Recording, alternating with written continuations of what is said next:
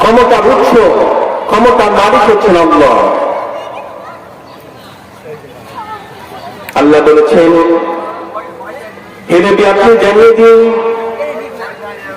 কুলিল্লাহুম্মা মালিকাল মুলকি তু'তিল মুলকা মান তাশা'উ ওয়া তানজি'ুল মুলকা মিম্মান তাশা'উ। হে নবী আপনি জানিয়ে দিন, আমি আল্লাহ, আপনি হচ্ছেন সমস্ত ক্ষমতার মালিক।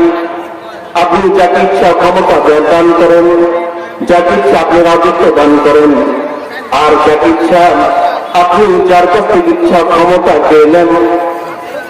এই ক্ষমতা দেওয়ার মালিক হচ্ছেন আল্লাহ, ক্ষমতা ছিনিয়ে নেওয়ার মালিক আল্লাহ।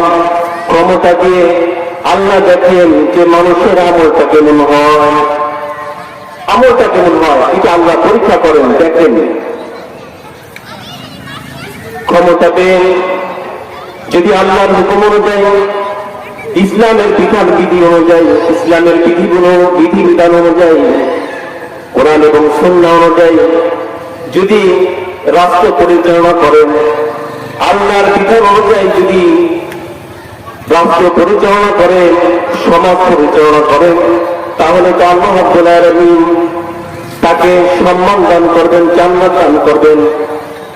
আর যদি আল্লাহর বিধিবিধানের বিপরীতে আইন তৈরি করেন, জনগণের প্রতি শোষণ করে, নির্যাতন করে, তাহলে তো কঠিন যন্ত্রণাদায়ক শাস্তির ব্যবস্থা আল্লাহ রাব্বুল আলামিন রেখে দিয়েছেন।